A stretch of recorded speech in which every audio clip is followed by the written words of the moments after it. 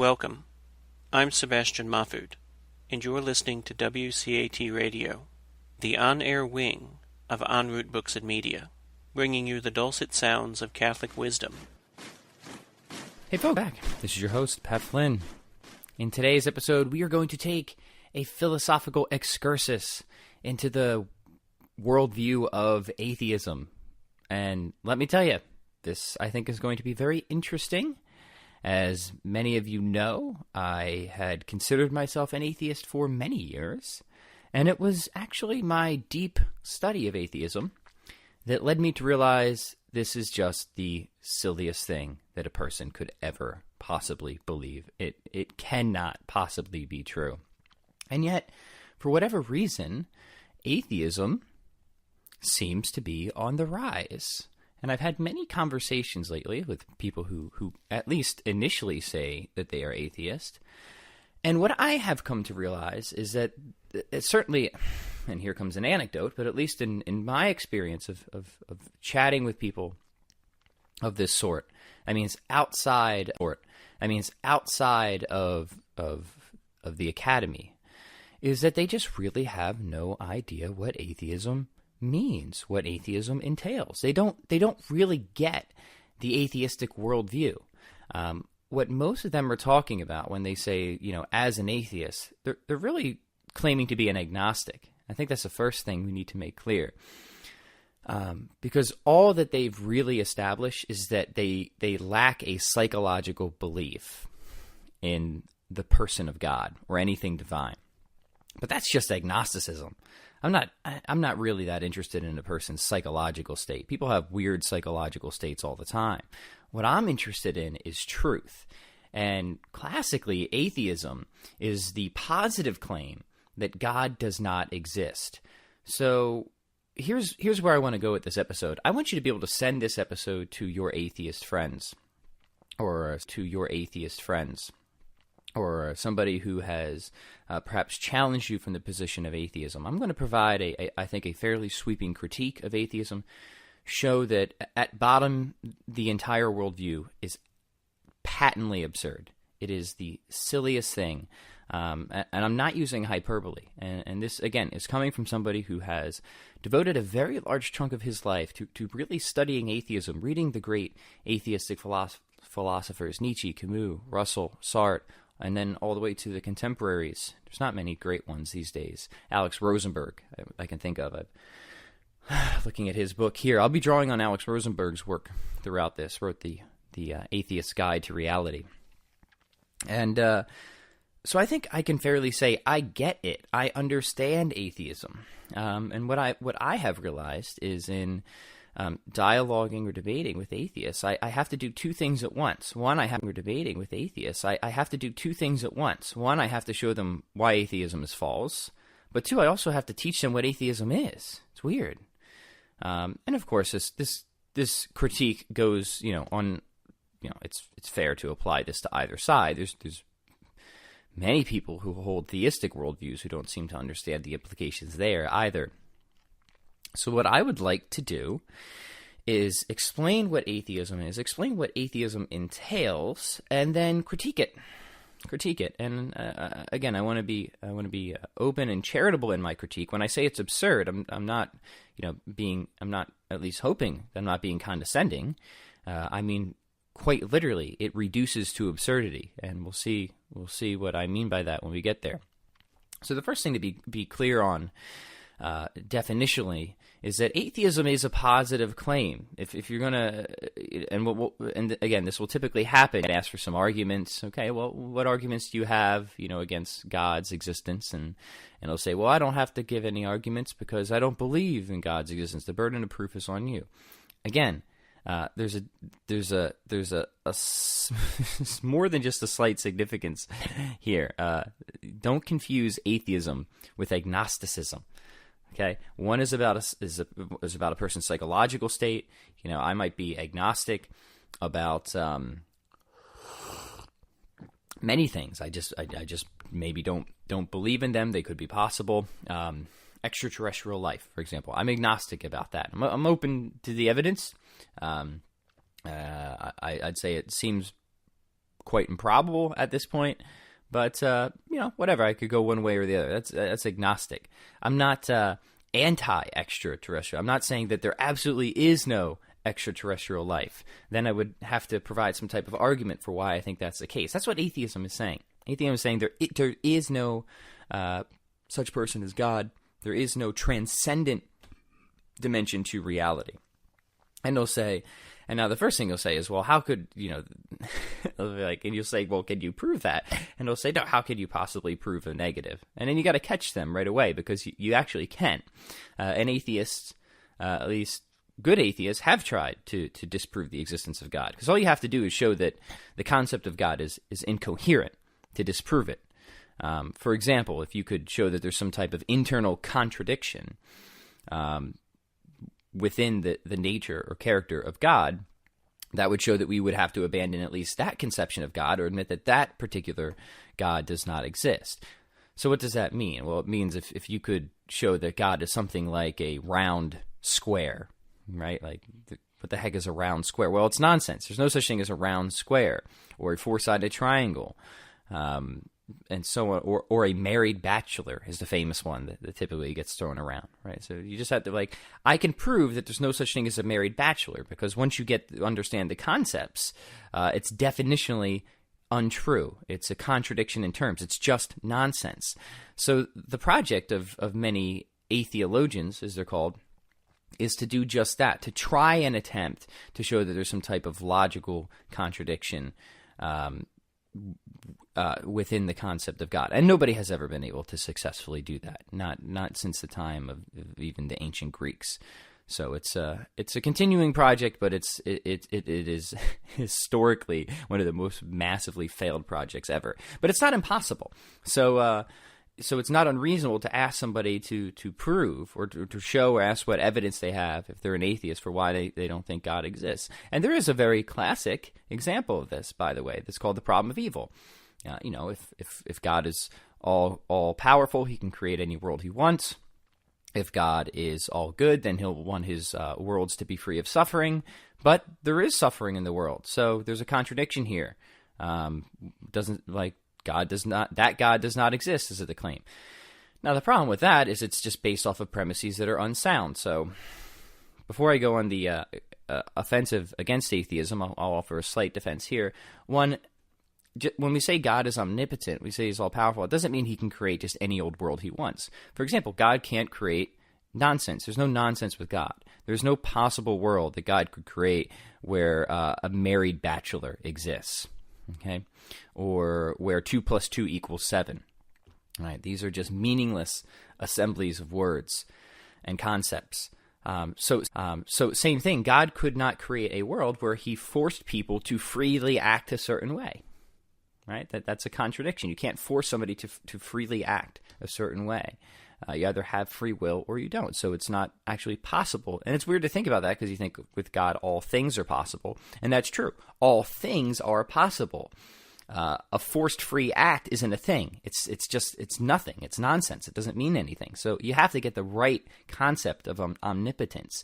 So it would not have been possible for God to create a world of free creatures whereby they always acted a certain particular way. So premise 1 is clearly false, and with that the argument comes down. But I would argue against premise 2 as well, that God, might very well have morally sufficient reasons for allowing suffering and evil to exist. And so long as that is even possible, which surely it is, then the second premise fails as well, and the premise fails as well, and the entire argument is in total collapse. And why should we think that's possible? Well, we can all think of times in our lives where something bad happened, something maybe even truly catastrophic and terrible, where some greater good came of it eventually, or even if not in our lives, in somebody else's lives. And that's all we need to show that it is very well possible that some greater good could come out of any amount of suffering or evil in general. Now, we are not epistemically in a position to say what that is. And I think here we have to express intellectual humility, because people might say, well, why does, childhood cancer exist, or smog, or turtles choke on plastic rings in the ocean? And I agree, all those things are really bad. And the answer is, I don't know. I'm not omniscient. I'm just not in a good epistemic position to see. I think it's very important to understand that, our view of the world is so incredibly limited. It's like if you're looking at the Mona Lisa right next to it with a microscope, zoomed in on the tiniest little thread, and you're like, well, this doesn't make sense. I don't see any sort of piece of art here. God doesn't have that perspective, okay? God knows all things at all times. So he's seeing the entire tapestry, if you will. We don't. We have no idea. So it's okay to have that, humility and say, you know what, why this one thing happened, I have no idea. But I do know that God could have morally sufficient reasons for allowing any amount of evil and suffering to exist. And so long as that possibility is there, then that second premise is just unsound, and the argument fails. So the reason I bring that up is that is a classic attempt, and it's something you often hear all the time in arguments, of somebody trying to disprove the existence of God. So of course you can try and do that. Of course you can. And that is the task of the atheist. If they're going to make a claim, a positive claim about a negative status, which is still making a claim, they have a burden of proof. They have to be able to support that claim. By the way, I'm just having my coffee, just waking up still. So I hope that little rejoinder there was helpful, because I know a lot of people get pressed for the problem of evil. The money, we'll get into the morality aspect in a minute, because what kind of undergirds that argument is a sense of right and wrong or moral value to begin with, and we'll see where atheism takes us with that.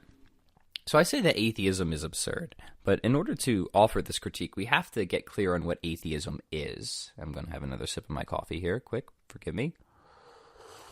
Boy, it's like that, there's just few things, and one of those few things is just like that first sip of coffee in the morning. Okay, atheism, what is it?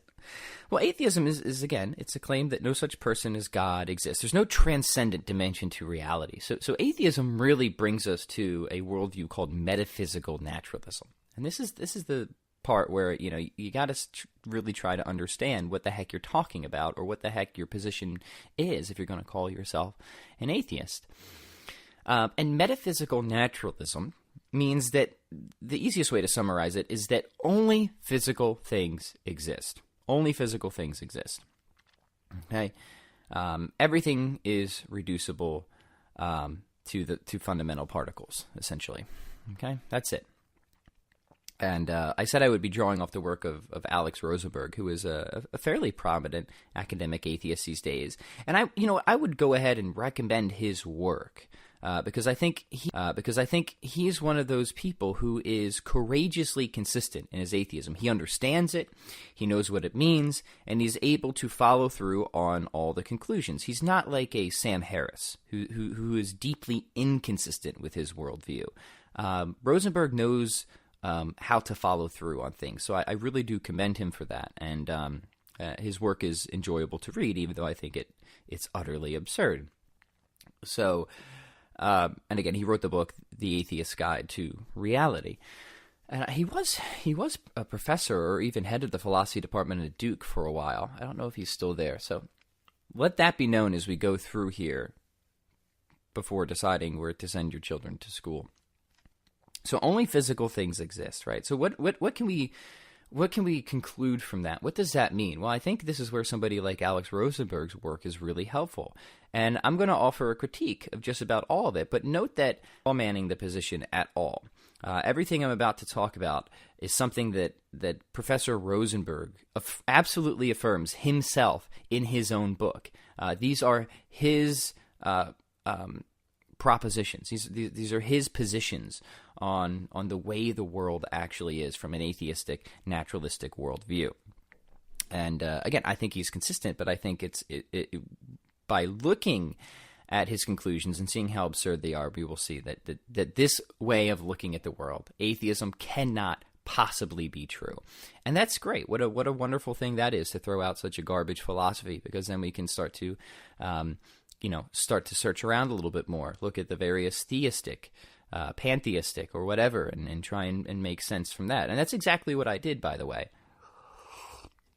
and my own little path, my own little journey is, as I studied atheism more and more, and I realized how absurd it was, it opened me up to hearing from the other side. And I will admit, I was kind of in an intellectual vacuum for a while, where I really just studied people who really were already in that camp, if you will.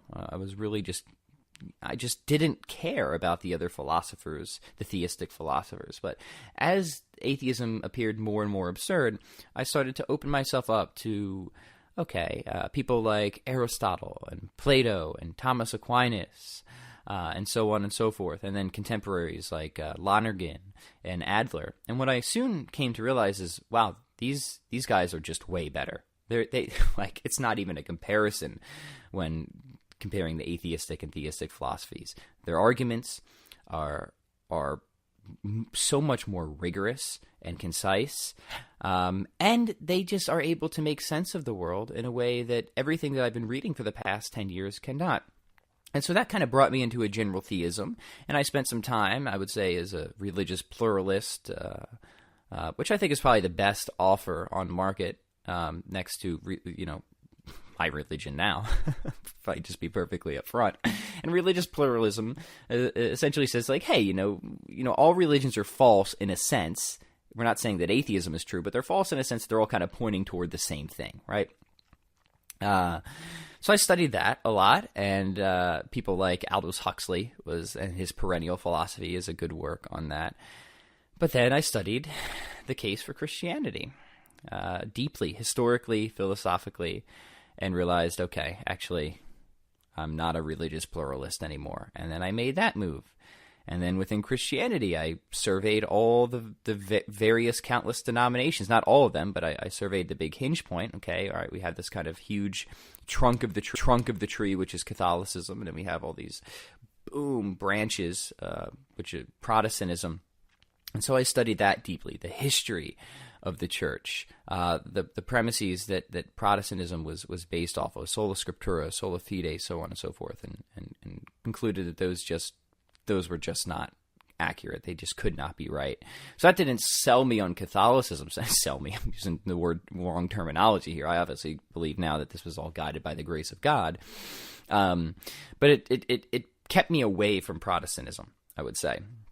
And then I was able to look at Catholicism seriously, historically, read the great Catholic thinkers and writers. And then, it got me. It absolutely did get me. I realized all my prejudice, which I had against the Catholic Church, which was about every prejudice a person could possibly hold, every stereotype. If you would have told me, I know I always say this, if you had told me, 2 years ago, 5 years ago, 10 years ago, I would have been a Catholic. I would have died of a petrified diaphragm from laughing so hard. I just would not have believed you. Yet here we are. So that's a summary of my journey, but it very much did start from a many-year study of atheism and understanding it. So metaphysical naturalism. I was seeing the absurdities of this worldview that eventually brought me out of it. So only physical things exist. Okay, what does somebody like Rosenberg conclude from that? I'll go through a few points, and we'll just have some fun with this.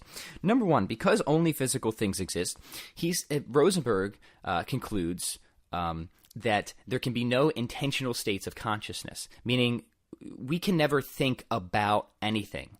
Because he says, well, how could one physical thing be about anything else? So an intentional state means that something is about something or something is of something else. So right now I'm thinking about Alex Rosenberg's book, The Atheist Guide to Reality. That's an intentional state of consciousness. But Alex Rosenberg says since only physical things exist, that makes no sense. There can be no intentional states of consciousness. It's an illusion. Okay? But, I'm thinking about Alex Rosenberg's book where he calls that an illusion. That is an intentional state of consciousness. Therefore, metaphysical naturalism must be false, right? So this is what I mean when I say it's absurd. It literally reduces to absurdities. That's just one point, right? So if you think that you ever think about anything, if you think that you're thinking about this conversation, you should not be an atheist. You should reject atheism. That's one point. It gets better. Alex Rosenberg also tellingly admits that because there's no intentional state, since we can't ever think about anything, that sentences have no meaning. There just is no meaning. And he even says in his book, actually, that all the sentences in his book have no meaning, which makes you It is very peculiar. And you think I'm being facetious or trying to set up a straw man. I am not. I very much encourage you to get the book. And Rosenberg is a serious philosopher. I mean, I don't take his position seriously, but he is a serious philosopher. I think he does think consistently. He's well published. He's well known. This is not. I'm not trying to pick the weakest version of it. I'm trying to pick the strongest version of atheism to critique. So he says that there can be no meaning because there's no intentional states of consciousness, but that's clearly absurd because you understand what he's saying. You understand what I'm saying. You get it. There is meaning. Therefore, we should conclude that metaphysical naturalism, again, is absurd. Now, from this, he also concludes consistently, though I would say wrongly, that there's just no such thing as truth. There's no intentional states of consciousness. We can't think about things. There's no meaning in sentences. Therefore, there's really no way to detect that anything is true. Now, this one is utterly peculiar because, one, obviously, we can know truth. We can know that I exist, that you exist. It's the most basic truth that we know, that 2 + 2 = 4, so on and so forth. So if you think that you could ever know the truth about anything, you should not be an atheist. But furthermore, if we can never know truth, then why is he trying to argue that atheism is true? So it's not only incoherent, but it's a performance contradiction, where he says one thing, but it constantly goes against everything else that he does. Okay, moving along, the absurdities. So to keep this in mind, if anybody ever says that it's silly to believe in God, just keep these points in mind as we move along. You tell me what you think is sillier. Okay, morality. So here again, I commend Rosenberg for being absolutely consistent. If only physical things exist, morality cannot be distilled in a test tube. Morality isn't something we can detect through scientific instruments. So he is a full, and therefore the people are in no way praiseworthy or blameworthy for any of their actions. So if you think that there is even just one thing in this world that is truly right, or one thing in this world that is truly wrong, whether that is torturing young children or genocide, if you just think any of those things is objectively wrong, and when I say objectively, I mean wrong independent of human opinion, then you should not be an atheist. You should reject metaphysical naturalism. And here I have to really lavish some skeptical praise on Rosenberg, because I think this is a dangerous and obscene position, but he's consistent. He's willing to go all the way with his nihilism. Furthermore, if you think that you've ever done anything or know anybody who's done anything that they really are deserving praise or blame for their behavior, you should reject atheism. You should not be an atheist. So this is where Rosenberg is in contrast. They really are deserving praise or blame for their behavior. You should reject atheism. You should not be an atheist. So this is where Rosenberg is in contrast with somebody like Sam Harris, who, Sam tries to hold on to objective morality as an atheist, but you can't do that. There's no way to ground it. Rosenberg understands this, so he is willing to go all the way. This is why I like Rosenberg. He's consistent. He understands his worldview. The vast majority of atheists, whether, kind of your typical village atheist, the shrill, petulant, quivering, shrieking atheists in YouTube comments, to even more popular level atheists, there's so much inconsistency. They're just not willing to follow through logically to the ends, to the conclusions. Nietzsche was, Rosenberg is. So that, I would only ask of the atheist what I ask of myself and everybody else: consistency with your worldview. That's why I'm working off of Alex Rosenberg, because I really do think that he gets it. And again, it's by studying people like him and others where I said, this is correct if atheism is true. This would have to be correct. Metaphysical naturalism follows from atheism, and then everything else that we're talking about would have to follow from that metaphysical perspective. This is just what the case would have to be. But then you keep pushing to the conclusions, you realize that every single one of them is utterly absurd, that you then should probably go back and figure out if maybe you got that initial premise wrong. Maybe it wasn't atheism. Maybe it was theism. So let's continue, because it gets better. So far, on atheism, we've seen that we can make no sense of mental states, of intentional states of consciousness, that there is no meaning, that we have no way of detecting truth, which is very peculiar because Rosenberg is also he's a proponent of scientism. He thinks that the only way to get any knowledge is epistemological naturalism, which is different than metaphysical naturalism, meaning only through the natural sciences can we gain knowledge. Yet at the same time, this leads him to conclude that we can really have no justified true belief about anything. So it's just this weird contradiction again. Morality is an illusion. Let's just do like one or two more. I can't remember absolutely everything from his book. I did do a brief skim through the other night just to refresh myself. But here's another good one. So Rosenberg says that since only physical things exist, there are no enduring selves, meaning that you and me are not the same person as we were when we started this conversation, right? So if all we are is a collection of molecules. These molecules are constantly in flux. So we are technically, physically, not the same person that we were when we started this conversation. There can be no enduring selves for any two moments of time. So I will simply say this. If you think that you are actually the same person now as you were when we began this conversation, you should not be an atheist. You should reject metaphysical naturalism. And of course, as theism, we have ways to substantiate enduring selves. We have the existence of a soul, of a configuring principle. We have a form to the matter. So it's not hard to explain. By the way, everything that's reducing to absurdity on atheism has a great explanation on theism of God's existence, and maybe we can go back and work through some of those after this critique is done.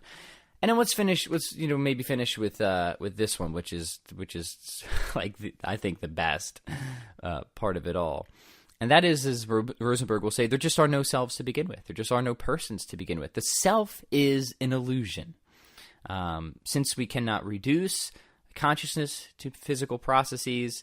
Rosenberg is an eliminativist, which means that explained on metaphysical naturalism, it must be sort of waved away. We have to conclude that the self, everything that we think we are, is fundamentally an illusion, that we do not exist. Now, if you get to this point after everything else and you're still an atheist, I don't know how to help you. I just don't know what to do or what to say. If you are willing to think that belief in God, for whatever reason, is more difficult than believing that you do not exist, I don't know what else to say.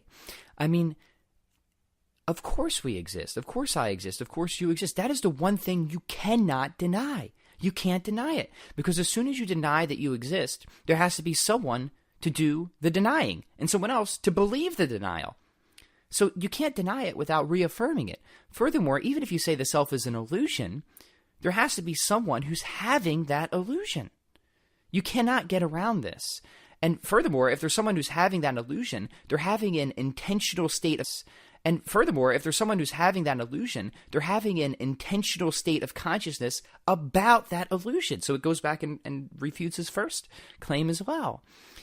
This, folks, I'm telling you, this is what really thank God. Thank God it was my serious study of atheism, because it was by studying this worldview all the way through as much as I could that led me out of it.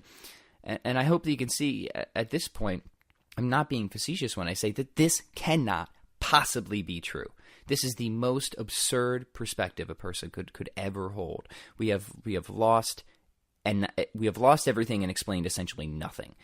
The best explanation we can do is wave away all those things that are most fundamental and basic to our existence. The fact that we can think about things, that we understand things, that we can know truth, that there is some objective right and wrong dimension of reality, that we are the same person as we were 2 minutes possible and true. You should outright reject atheism. You should not be an atheist, because these things cannot be explained on metaphysical naturalism. So we kind of have a reverse argument for God, for the existence of God, by just showing, because look, here's the truth. If metaphysical naturalism is false, right, there's only one alternative. It has to be some type of supernaturalism. And so you have naturalism and you have supernaturalism. One says that only physical things exist. The other allows for some type of transcendent dimension of reality. Now, by showing that metaphysical naturalism or atheism is false, that doesn't show that the Christian religion is true. It doesn't show that any one particular religion is true, but at least opens up the door for some potential religion being true. And then you can just switch your investigation, and you should switch your investigation. That's a different question. All we're trying to do right now is just see which of these generally is true. We have atheism, we have theism. Now, if you follow me along for any of those points and you think, yes, Pat, those are the most absurd conclusions that I have ever heard, that is the silliest thing I've ever heard, then I'm with you. I sympathize you. And you should reject atheism outright. It cannot be true. It cannot be right. And this is wholly independent of arguments for God's existence, which I think there are many sound arguments for God's existence. I mean, talk about the contingency argument or the cosmological argument. How could any series of contingent things rest without some type of necessary reality? Arguments from objective moral values. If you really do think there is some right things or wrong things in this world, well, ultimately you're going to have to ground that in something beyond nature. Arguments from intelligibility, the applicability of mathematics, arguments from teleology, or the immense fine-tuning of the universe. By the way, the fine-tuning of the universe, what an exquisite study that is.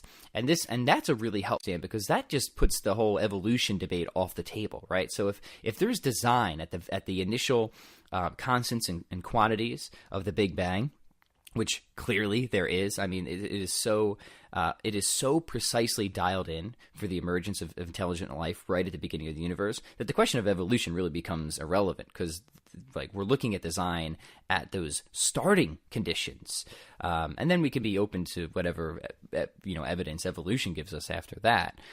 But I mean, if you haven't looked into the fine tuning of the universe, look into there's many great cosmologists who do work on this. Hugh Ross is a good one. He kind of specializes in it. Take a look at Hugh Ross, or even beyond the fine tuning of it, just the origin, the classic Kalam cosmological argument.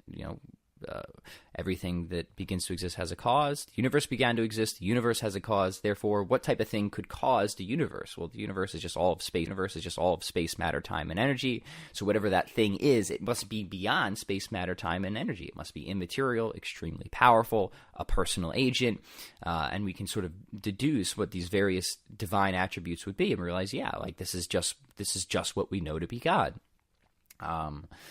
And as a Christian, I would say there's really good, strong historical evidence for the resurrection of Christ as well, which can only be explained on a supernatural worldview. You cannot make sense of that with naturalism. You have to resort to a whole bunch of kind of weird hypotheses like group hallucinations or conspiracy theories or whatever.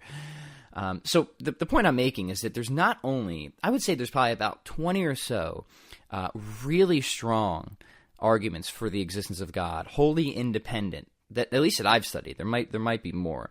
Wholly independent of the reductions to absurdity of atheism. Then when you combine these two things, and then when you when you solve the problem of evil, which tends to be, the major holdup for most people, when you show that the problem of evil just really isn't a good argument, then to me, the preponderance of evidence is so far on one side that you just have no excuse. You have no excuse for being an atheist anymore. It's intellectually bankrupt. It is not a position that I think can be taken seriously when seriously studied. The problem is most people don't seriously study it. They see they hear one objection like, do you believe in the flying spaghetti monster or something, and they just never look, and they think that that's somehow a good objection. It's the stupidest thing I've ever heard. I never even, at least when I consider myself an atheist, I didn't believe stupid things like that, right? So what's wrong with the flying spaghetti monster? Well, first off, he's a material being, supposedly, right? He's in time, space. Well, we've just said that whatever created the universe cannot be a material being or time and space.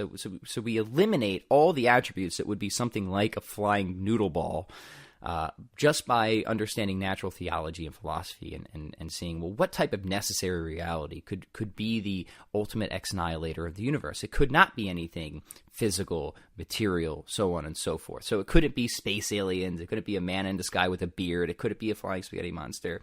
The problem is people just don't think about these things, not seriously. So you have these sort of fundy atheist objections, which honestly, nobody does take them seriously above the level of YouTube comments. But it's like in fitness, too, where there's these kind of common myths that are just really annoying to professionals that constantly persist. You constantly keep hearing them. You constantly have to keep smacking them down. They're vampire myths, right? It doesn't matter how many times you kill them. They keep coming back. But the point I'm making is when you take this stuff seriously, when you take philosophy seriously, you realize the position of atheism is a total non-starter. When you really understand it, it just cannot possibly be true. It can make virtually no sense of the most fundamental and basic aspects of our existence, and it makes utter nonsense out of even more than that. Whereas you weigh the arguments and evidence for theism, the scale tips entirely to one side. I'm not saying that there's no good arguments against any particular religious worldview. There are. I think that the problem of evil is a good, if not an intellectual obstacle, it's a significant emotional obstacle, and it was for me. I would say this is the one thing that kind of pulled me away from faith in my youth, was being confronted with that. So I don't want to seem too casually dismissive of suffix me as much as anybody, but I'm trying to get at this philosophically, intellectually, and when you can solve the problem logically, then it doesn't need to be a holdup anymore to theism or God, and then you can figure out, how do I solve this emotionally? And that's the job of the pastor, the counselor, the teacher, so on and so forth. That's the job of theodicy. So once you accept that God exists, then you can start to dig into various reasons of, okay, what could some of these morally sufficient reasons for eviling and suffering exist be? And for me, the Christian religion answered that better than anything else, because it affirmed objective right and wrong. It didn't try to take a dualistic stance and say that good and evil are just two sides of the same coin. That's obviously false.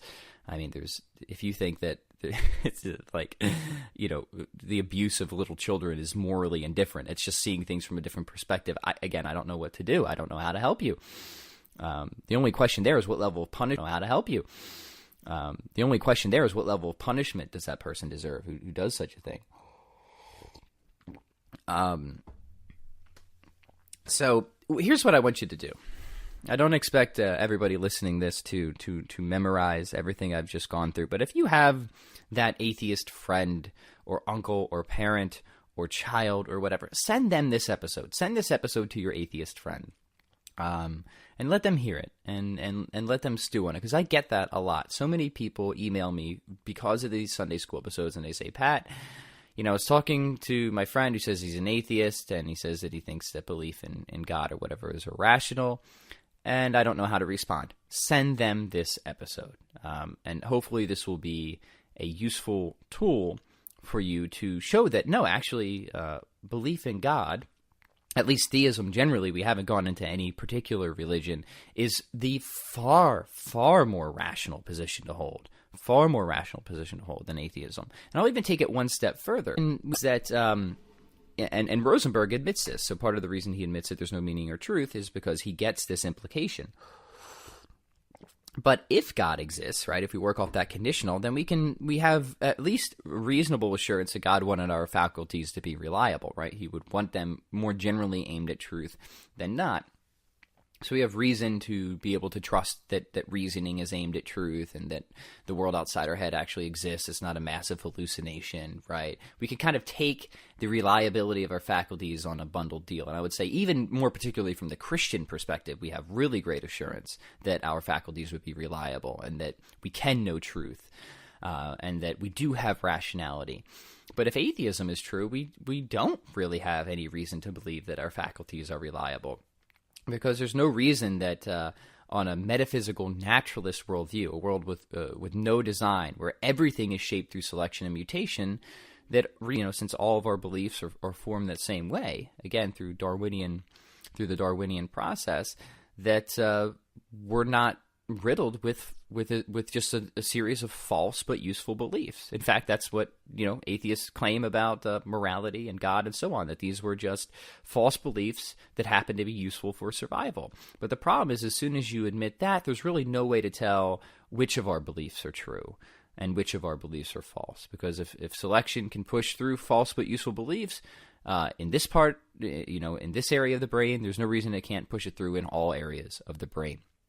So you actually lose rationality to begin with. You lose the grounds for justified true belief epistemologically when starting from the premise of atheism.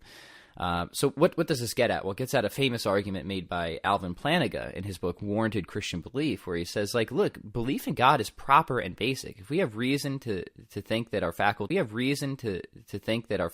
are generally aimed at truth, it's sort of a bundled deal, right? There's no more reason to deny our sense of the divine, which pretty much everybody has, right? We all come into this world with a natural religious impulse, with a sort of dualistic mindset that things are designed.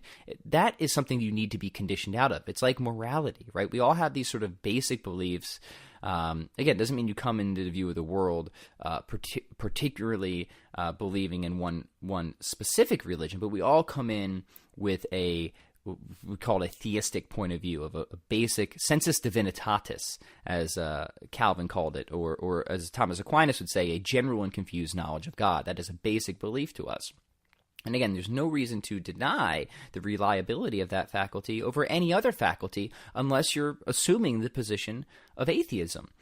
But if you're assuming the position of atheism, then you should deny the reliability of all your faculties, as Rosenberg rightly concludes. You just really can't know the truth about anything. You've lost rationality. You've lost justified true belief. You've really put yourself into a self-perpetuating snare of skepticism. You can't make sense out of anything.